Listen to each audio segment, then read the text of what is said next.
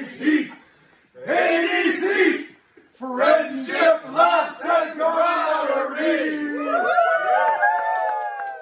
If you're on your phone at the gym, you have about a 3-second grace period to select a new song. Yeah. Anything longer than that, get out of there. Yeah, I went the other day and there's just this young kid, it's like teenager, right? Like 17, 18 maybe. Yeah. So he doesn't know, but he's skinny.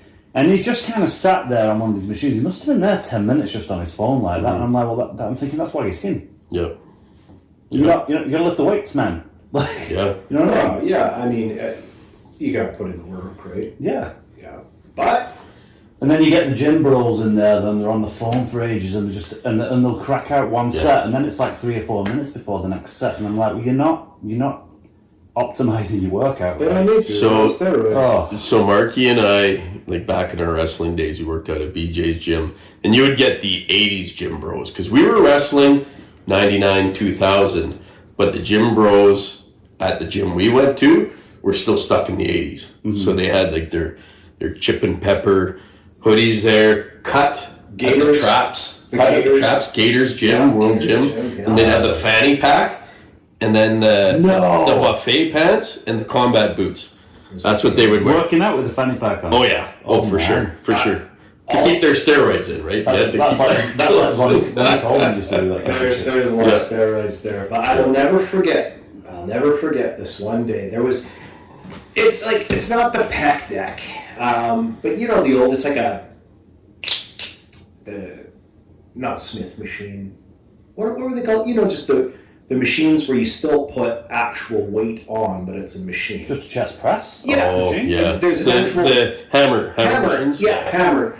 And there was like something ridiculous, like 6 plates aside or something. Like it was nuts. And I don't know who put them on or whatever. Could have been the British Bulldog. But that's where the story is going. So we're all training in this little ring, and frickin' Jim Neidhart walks in.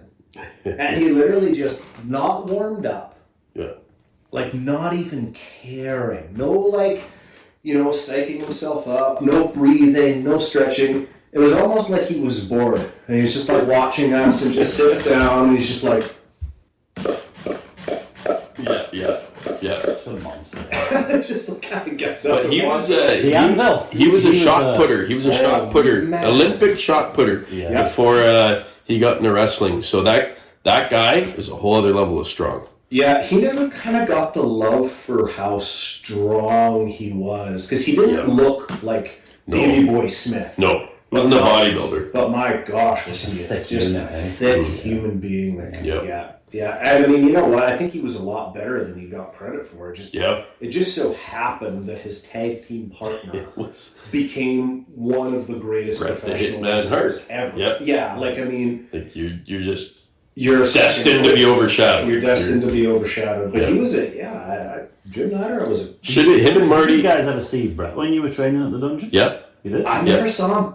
Oh, no, not at the dungeon, at BJ GYM. I saw Never Brett. saw him. Oh, no. I know, I saw everybody else. Never hit me. No, I saw Brett.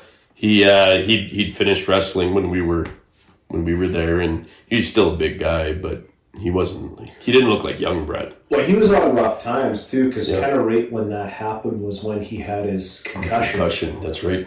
So he was pretty fresh on that. Was that the Goldberg? The kick. Yeah, well, then he also had a motorcycle accident that I think it's believed that his concussion led to kind of like a passing out or something. I don't have my facts straight, but he was also involved in a severe motorcycle accident in relation to the concussion. So when we saw him, or when Jake, you saw him, he probably wasn't, Well, ever since that Montreal screw job, things went downhill. Downhill after that. But it was funny, like lots of guys walked into that gym, but remember Bad News Brown? Yep. He waltzed in the one time, and Davey Boy Smith, Jim The Anvil Neidhart. Yep. I remember if you looked up, they had all the records, and frickin' Ken Patera held the record, former Intercontinental Champion and Olympian as well. Who is that old guy that always had the snotsicles coming out of his mouth? Sully!